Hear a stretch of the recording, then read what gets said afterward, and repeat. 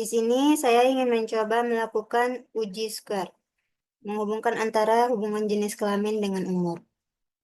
Tahap pertama kita blok dari awal sampai data terakhir. Ctrl C. Lalu kita masuk ke IBM. Lalu klik data view. Kita copy di sini, klik bagian paste with variable names. Nah, di sini kita lihat bagian jenis kelamin perempuan kita ubah ke 2 dan laki-laki ke 1 agar nanti dapat kita analisa.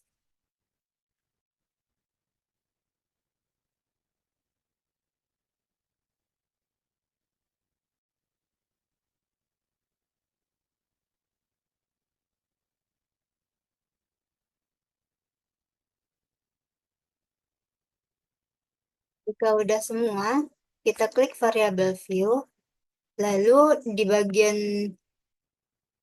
value ini kita klik 1, lalu di label itu pria. Klik ADD, lalu 2, ganti dengan wanita, ADD, lalu oke.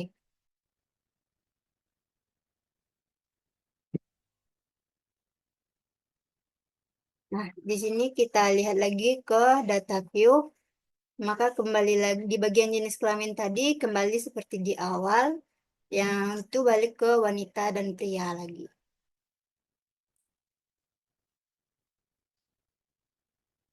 Lalu untuk melakukan uji square-nya, kita klik analyze, lalu descriptive statistic, cross steps, lalu kita klik jenis kelamin, pindahkan ke kolom, lalu yang bagian umur kita pindahkan ke row. Lalu klik sex. Kita pastikan bagian seems to tick-nya itu udah dicentang. Lalu continue. Statistik. Kita centang T-square. Continue. Lalu choose. Centang bagian observed dan expected. Continue. Oke. Nah, di sini kita dapat melihat case process summary dan T-square-nya. Di sini di bagian T-square test-nya kita dapat lihat kalau di sini nilainya kan 0,00, berarti kecil dari 0,05. Berarti itu ada hubungannya. Kecuali kalau dia di atas 0,05, berarti itu tidak ada hubungan. T-square test-nya itu kecil dari 0,05. Berarti umur dan jenis kelamin itu ada hubungannya. Baiklah, selanjutnya kita melakukan uji kolerasi kinerja dengan motivasi. Di sini kan datanya numerik, berarti kita harus lakukan uji normality terlebih dahulu. Jika dia tidak normal, maka kita menggunakan Spearman, dan jika normal, maka kita menggunakan persen.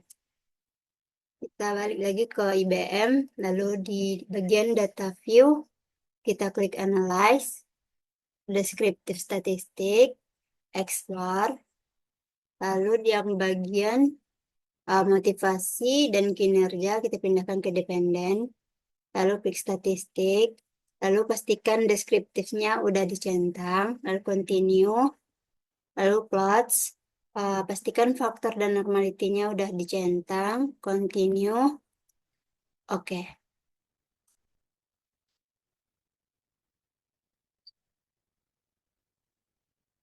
Nah, di sini kan data kita kan 30. Di bagian Shapiro Wheel ini kita lihat di SIG-nya nilai itu 0,000. Sedangkan di bagian Kolmogorov ini Di bagian Sapiro Wheel itu untuk datanya 30. Lalu untuk di bagian Coimograph itu datanya lebih dari 100. Maka di sini kita lihat nilainya itu 0,000. Di sini kan di bagian Sapiro Wheel itu data kita ada 30, nilainya 0,000, berarti kecil dari 0,05. Berarti nilainya itu tidak normal. Kita menguji korelasi eksperimennya karena data kita tidak normal. Lalu kita buka IBM tadi, klik bagian Analyze, Correlate, Bivariate, lalu klik di bagian kinerja dan motivasi, pindahkan ke variables, lalu option. Setelah kita pindahkan kinerja dan motivasi, kita pindahkan yang bagian centang person ke eksperimen. Lalu oke.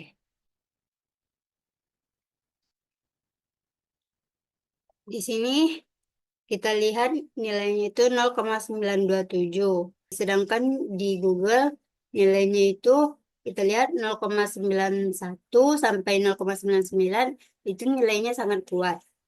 Nah, berarti nilai kita tadi keeratan korelasinya itu sangat kuat. Berarti korelasi di bagian motivasi ini sangat kuat. Baiklah, di sini kita akan melakukan korelasi kinerja dengan disiplin. Yang mana tadi data itu di sini kan datanya numerik, uji normality. Nah, jika datanya itu normal, maka kita gunakan bagian person. Dan jika tidak normal, maka kita gunakan Spearman. Kita kembali ke IBM. Nah, kita lakukan uji normality-nya, klik Analyze, lalu Descriptive Statistic, klik Explore. Di sini motivasinya kita ganti dengan disiplin. Nah, lalu klik statistik. Pastikan deskriptifnya itu sudah dicentang. Lalu continue. Lalu plots. Bagian faktor dan normality-nya itu sudah dicentang. Lalu continue. Oke. Di sini dapat kita lihat di bagian test of normality-nya itu datanya itu hasilnya 0,000. Sedangkan yang seharusnya 0,05. Berarti kecil dari 0,05, berarti itu tuh tidak normal. Karena tidak normal, maka kita akan melakukan uji Spearman. Masuk kembali ke IBM, klik Analyze, Correlate, Bivariate, lalu yang motivasi kita ganti dengan disiplin, lalu yang bagian Spearman kita centang. Lalu oke. Nah, di sini disiplin kita lihat nilai itu 0,85. Sedangkan yang di Google tadi juga dapat kita lihat itu 0,71 sampai 0,90. Berarti korelasi disiplin itu kuat. Baiklah, selanjutnya kita lakukan korelasi kinerja dengan etika kerja. Di sini kan datanya numerik uji normality. Nah, lalu jika datanya normal, maka kita tetap gunakan person, dan jika tidak normal, tetap gunakan Spearman.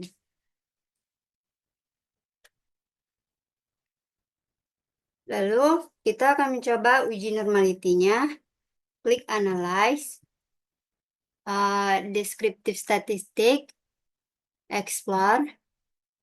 Lalu yang disiplin kita ganti dengan etika kerja. Dari statistik, pastikan bagian deskriptifnya itu udah di checklist. Lalu continue. Lalu plots. Dan faktor dan normalitinya itu juga udah di checklist. Continue. Dan jangan lupa bagian stem and lead-nya itu juga checklist. Continue. Oke.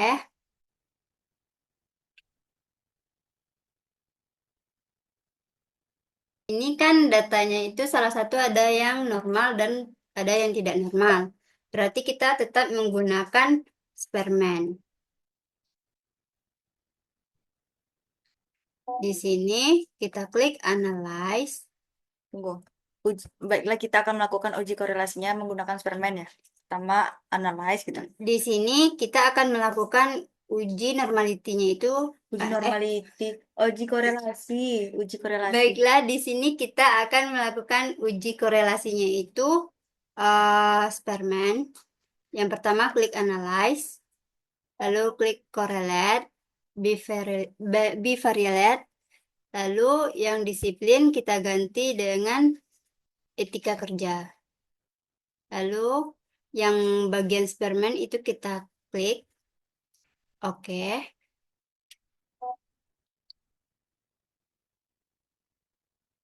Nah, di sini kita lihat hasilnya itu, kita lihat nilai etika kerja itu minus 175.